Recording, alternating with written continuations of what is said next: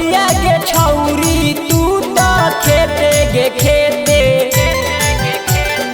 चाही बभन टोलिया गे छौरी तू तो खेते गे खेते आगे पड़ गेल कैसे सामानवा छौरी के रा देते गे देते पड़ गेल कैसे सामानवा छौरी के रा देते गे देते।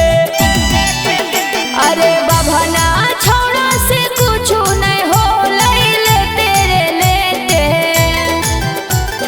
बभना छोड़ा से कुछ नहीं हो ले तेरे लेते।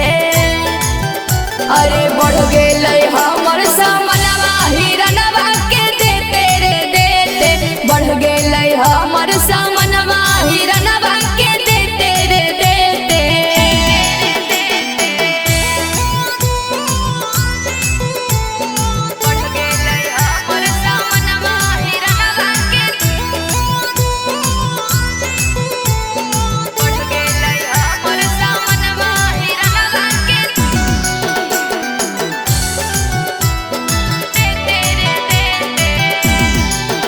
अरे मौगानी अनउत कर है काम रे होबै नहीं कष्ट खाली मिले आराम रे।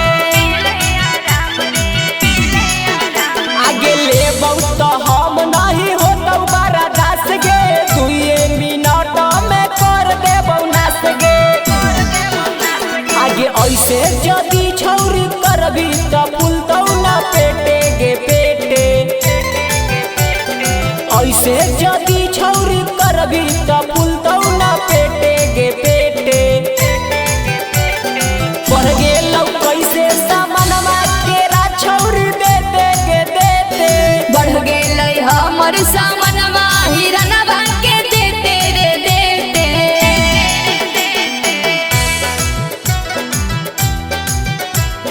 बढ़ गेल हमर सामनवा हिरनवा के देते रे देते। बढ़ गेल हमर सामनवा हिरनवा के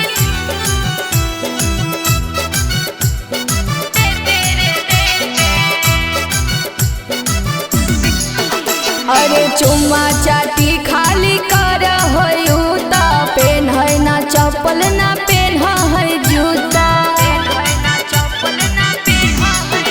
आगे ढोरी में डाली के बियर हम पियबौ एके साथे जियबौ एके साथे मरबौ।